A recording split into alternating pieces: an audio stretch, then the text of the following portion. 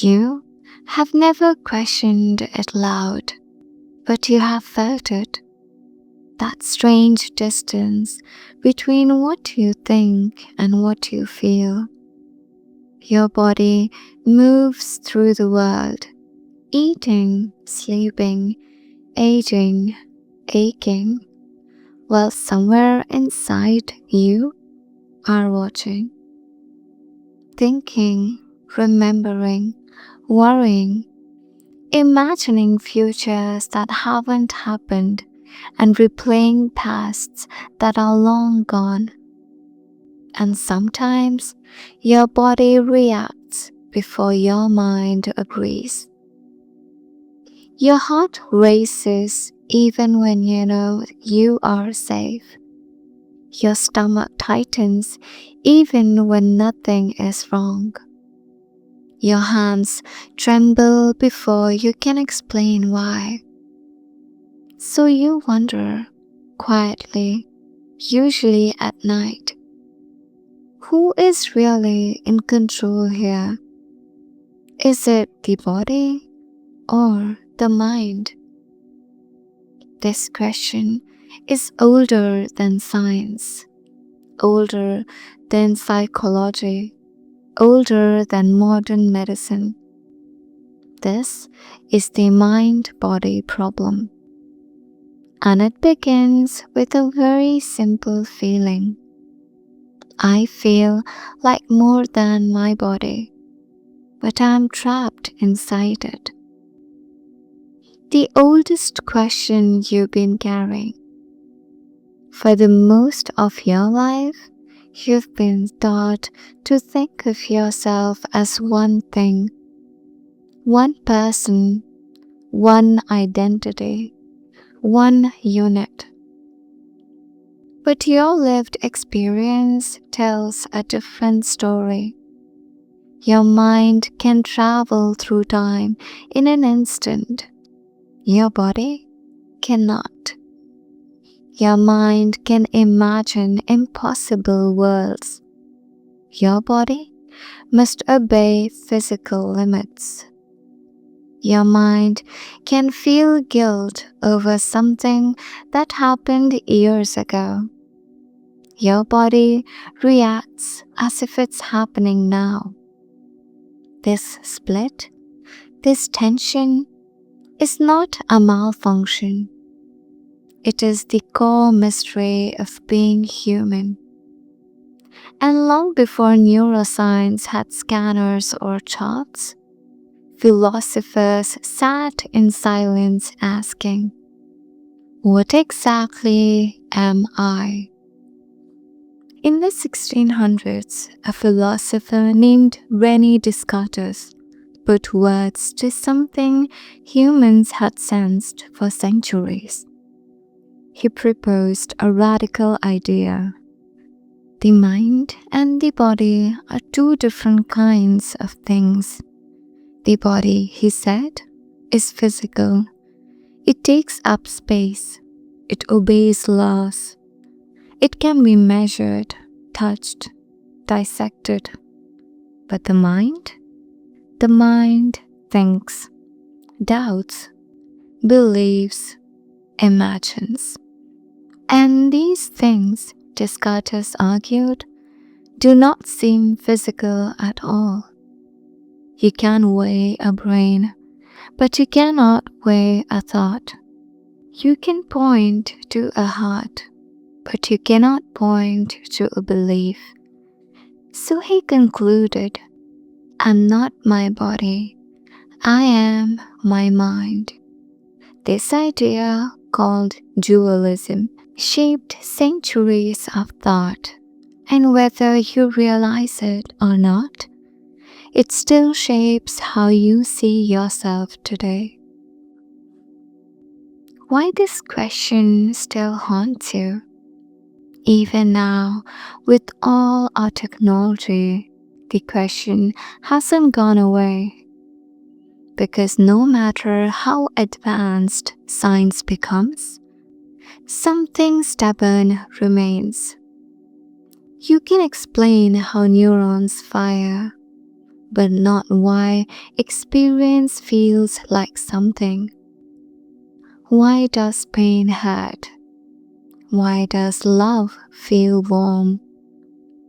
Why does sadness feel heavy in the chest?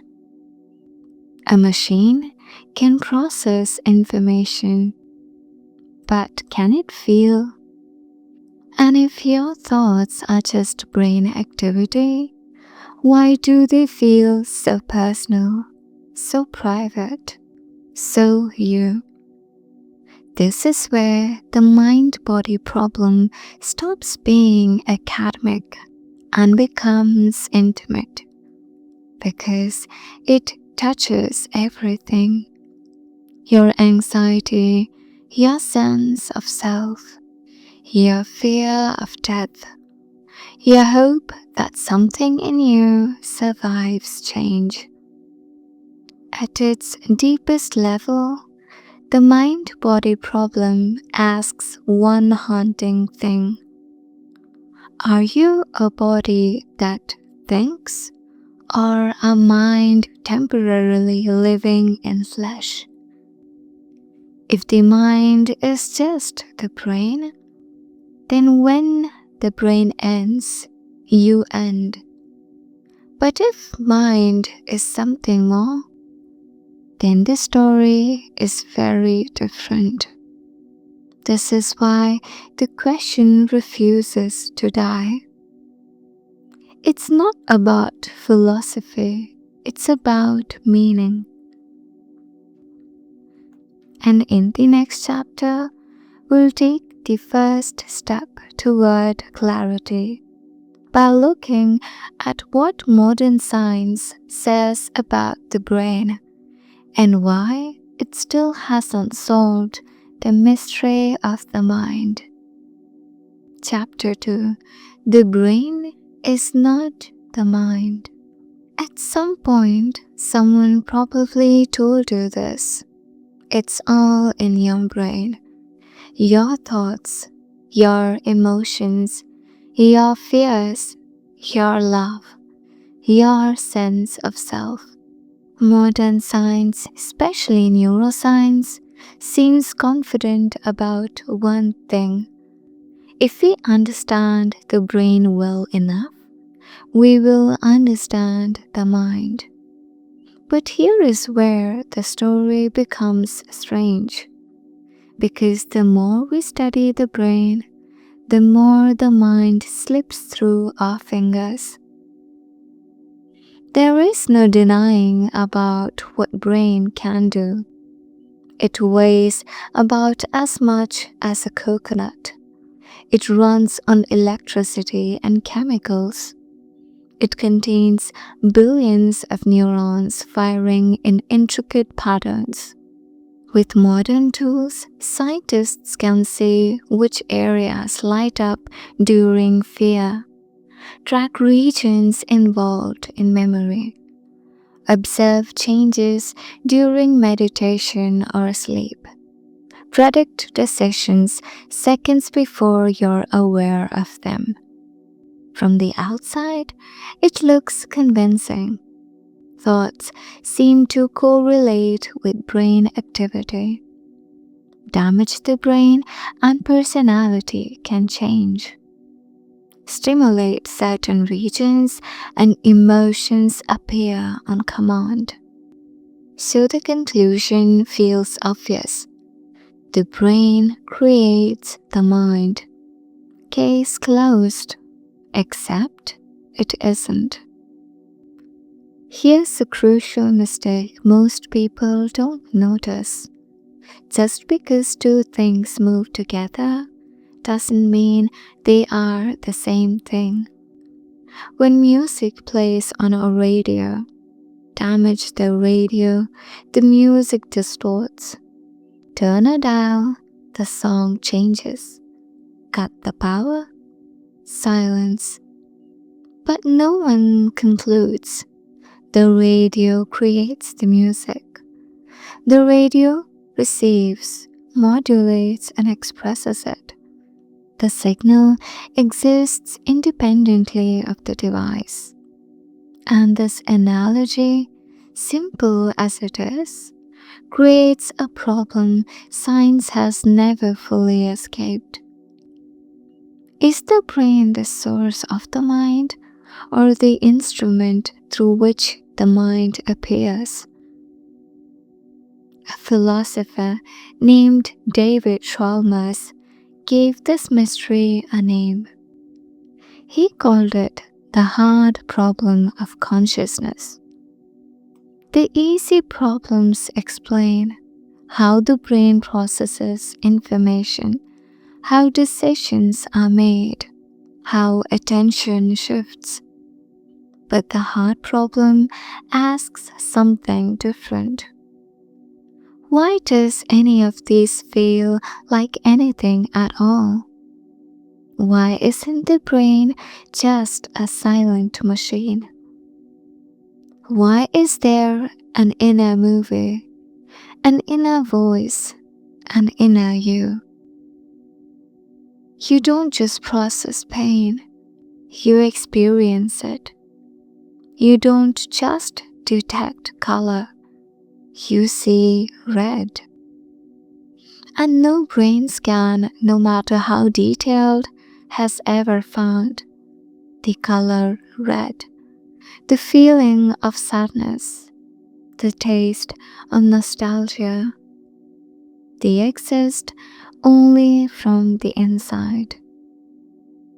Think about this carefully. Your brain can be observed, scanned, measured, but your experience cannot. No one can see your thoughts directly. No one can feel your pain from the outside. No one can access your inner world except you. There is something deeply unsettling about that. It means that even if science maps every neuron perfectly, there is still a gap, a silent observer inside the system. And that observer is not visible in the brain. This isn't just a philosophical puzzle. It affects how you understand mental health, responsibility, identity, free will, death. If your mind is nothing but brain chemistry, are you truly responsible for your actions? Or are you just a biological process unfolding? If your thoughts are predetermined by neurons, where does choice come from? Where does meaning come from? And if the brain shuts down completely, does you disappear forever? Science is powerful, but on this question, it has limits. And those limits are not failures, they are signposts pointing toward something deeper. Here is what many neuroscientists quietly admit. They can explain how experiences correlate with brain activity, but they cannot explain why experience exists at all. Not yet. Maybe not ever. And so the mind-body problem remains alive. Not as an outdated theory, but as a living question embedded in your daily life. Every time your body reacts against your will, every time your thoughts feel separate from your physical state, every time you feel like something inside you is watching it all happen. In the next chapter, we'll step into the most uncomfortable part of this mystery. If the mind is not the brain, then what is it? And why does that idea both comfort us and terrify us at the same time? Chapter 3. If you are not your body, then what are you? Once you accept the possibility that the brain is not the same thing as the mind, a far more unsettling question appears. Not scientific, not technical, personal. If I'm not my body, then what exactly am I? This is where the mind-body problem stops being a puzzle and becomes an existential confrontation. Because every answer changes how you see your life. The ancient answer: you are not what you seem. Long before laboratories and brain scans, philosophers were already wrestling with this question. One of the earliest was Plato. Plato believed that what you experience through the body is not reality itself. It's a shadow of something deeper. He imagined human life as a cave. People still chained, facing a wall. They see shadows flicker. They assume the shadows are the world. But the true reality, the source of those shadows, exists outside the cave. For Plato, the body was the cave, and the mind or soul was part of you capable of leaving it. That feeling you sometimes have that your thoughts don't quite belong to your physical form. Plato would say that's not confusion, it's memory. Notice something subtle about your experience right now. You don't feel like your body is you. You feel like you are inside it. You say, my body is tired. My hand hurts. My heart is racing. You don't say, I am a liver. I am a pulse. I am a chemical reaction.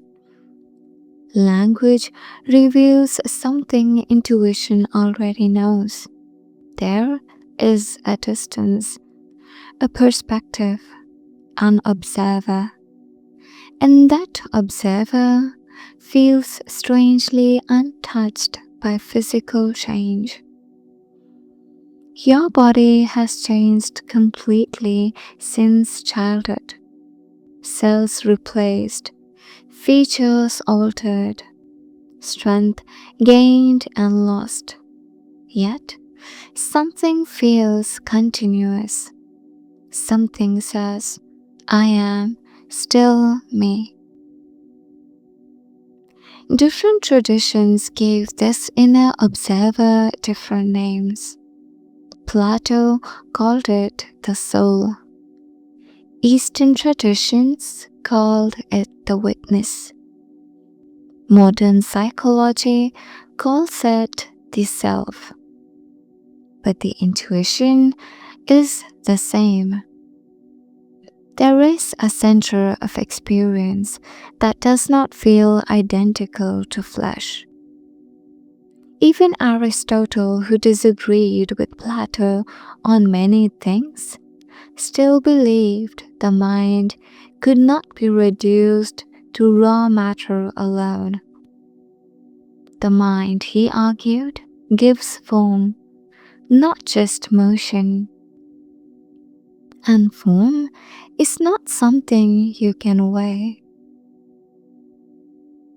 If you are more than your body, then material explanations are incomplete.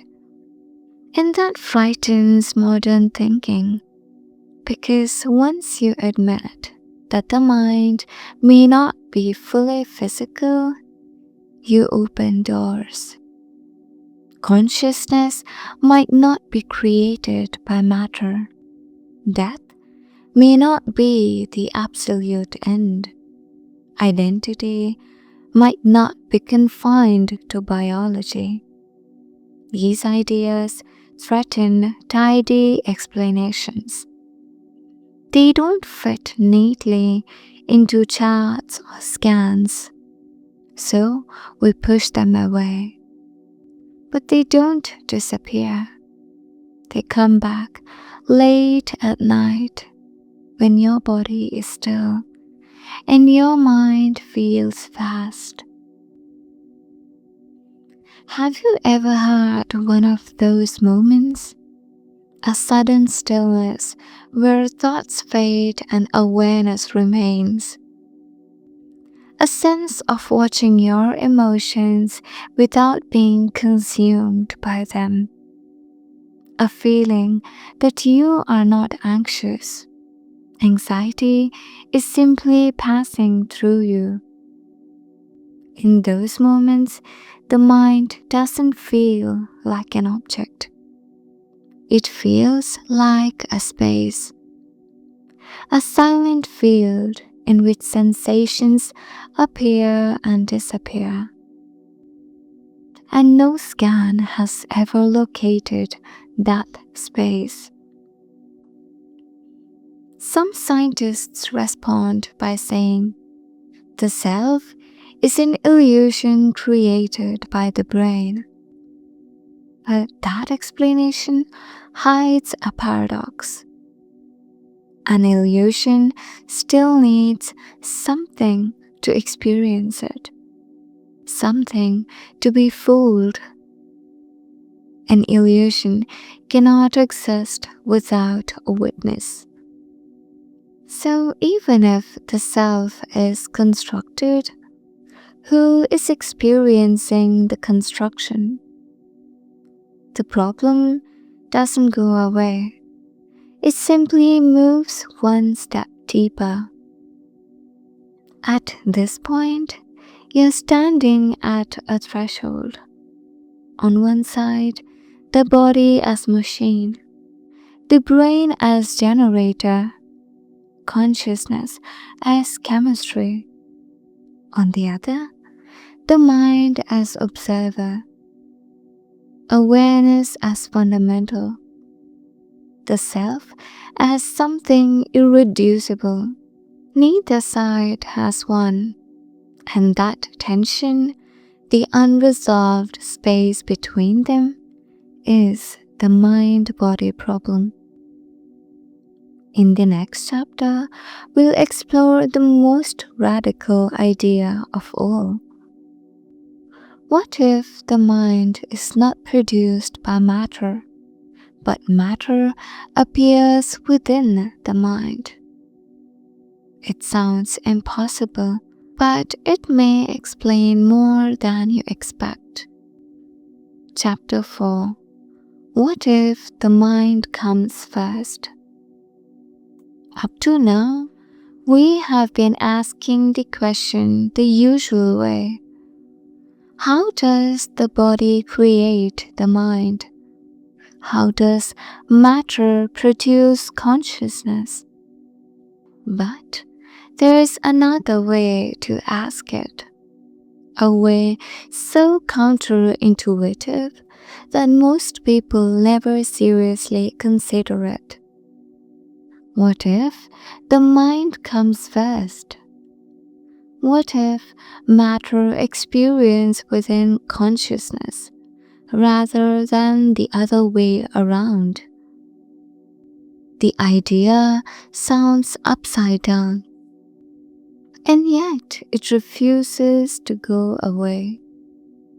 Notice how every scientific experiment begins with observation. Someone looks, measures, interprets. No matter how objective we try to be, all knowledge begins inside experience.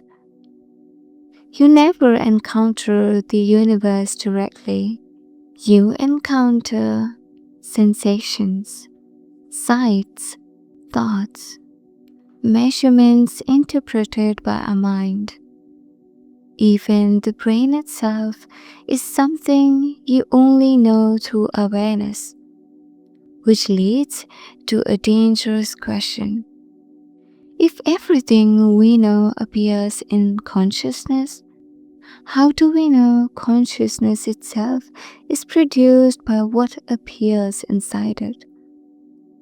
This reversal is the heart of a philosophical position called idealism.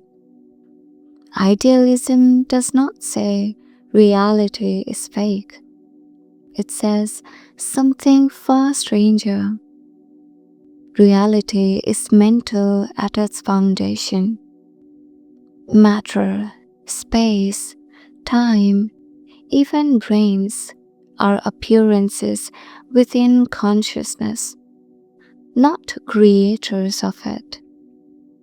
One of the most famous defenders of this idea was George Berkeley. He argued that objects don't exist independently of perspective. A tree, he said, is color, texture, shape, all of which exist only when perceived. Take perception away, and what remains? Not nothing, but mind. Your instincts rebel immediately. How can the world exist if no one is looking at it? But notice something subtle. You have never experienced a world without awareness. You've only imagined it. And imagination itself happens in the mind. Idealism doesn't deny the world. It questions what the world is made of. Not solid stuff, but experience itself. Here's where things get unsettling. Modern physics, especially quantum theory, keeps stumbling into ideas that sound eerily similar. At the smallest scales, particles behave like probabilities. Observation affects outcomes. Reality doesn't fully settle until measured. Some physicians reluctantly admit something strange. The universe doesn't look like a machine running on its own. It looks like a system that responds to observation. This doesn't prove idealism, but it cracks the door open. Imagine consciousness not as a thing inside the universe, but as the stage on which the universe appears. Thoughts appear, sensations appear, bodies appear, brains appear, and all of them disappear. But awareness itself remains constant. When you wake from a dream, the dream world vanishes. Mountains, people, laws, gone. Yet you remain. Idealists ask, what if waking life is not as different from dreaming as we think? If mind is fundamental, then you're not as meaningless accident. Consciousness is not fragile or secondary. Reality is more intimate than mechanical. But it also means there is no solid ground out there to hide behind. You are closer to reality than you thought. Responsibility becomes deeper. There is no purely external escape. You are inside the mystery. This is why these thoughts surface at night, when the body is still, when sensory input fades, when the world grows quiet. In those moments, you don't feel like a machine. You feel like awareness itself, watching thoughts drift by like clouds. And for a brief second, the question arises, what if I was never inside my body? What if my body is inside me? Idealism is not the final answer. It has its own problems, its own unanswered questions. But it does something crucial. It reminds us that consciousness is not a small thing. It is not an afterthought. It is the most immediate fact of your existence. And any theory that treats it as secondary will always feel incomplete. In the final chapter, we'll bring everything together, not to solve the mind-body problem, but to understand why it may never be solved, and why that might be exactly what makes you human. Chapter 5: Why the mind-body problem may never be solved. At this point, you might feel an urge for closure, a final answer, a neat explanation, a conclusion that settles the question once and for all. But the mind-body problem resists endings. Not because we aren't smart enough, not because science hasn't advanced far enough, but because the question itself may be asking for the wrong kind of answer. Every other problem you've ever solved had a distance. A machine can be examined, a star can be observed, a system can be modeled from the outside. But the mind-body problem is different, because you are the thing asking the question. You cannot step outside your own awareness to inspect it. You cannot remove consciousness and still study consciousness. The moment you try, you are already using the very thing you were trying to explain. That is the loop, and it may be unbreakable. Material explanations try to reduce the mind to smaller parts, neurons, chemicals, electrical signals. But no matter how small you go, something essential is missing. Experience itself. A description of a brain state is not the same as being that state. A map of pain is not pain. A diagram of love is not love. No equation has ever cried. No scan has ever hoped. So reduction explains structure, but not meaning. On the other side, separating mind and body completely, like René Descartes once did, creates its own problem. If mind and body are truly separate, how do they interact? How does an immaterial thought raise a physical arm?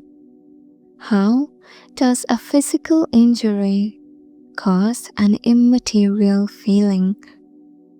Dualism protects the mystery of the mind, but struggles to explain the bridge. So here is a quiet possibility. What if the mind-body problem is not a puzzle to be solved, but a boundary to be respected?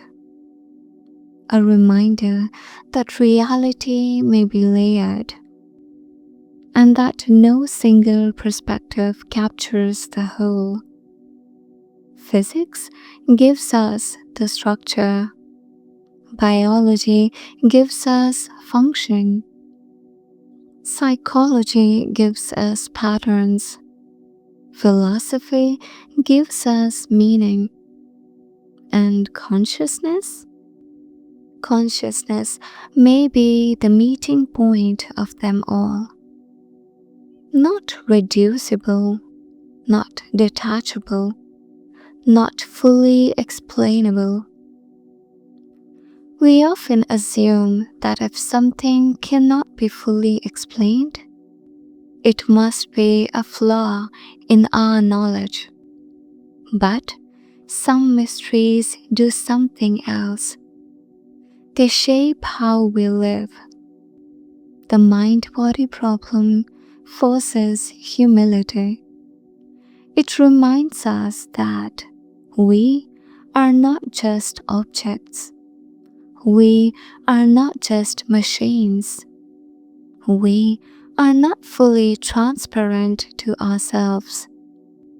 It keeps alive questions of responsibility, freedom, dignity, and meaning. If humans were nothing but biological machines, these questions would fade. But they don't. They persist because experience persists. Late at night, when your body is still, you don't feel like a mechanism. You feel like awareness, like something listening to silence. Thoughts come and go, sensations rise and fall, but you, the one noticing, remain.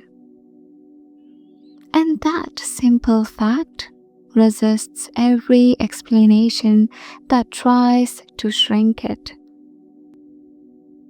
You don't need to solve the mind-body problem to live well, but understanding it changes how you relate to yourself.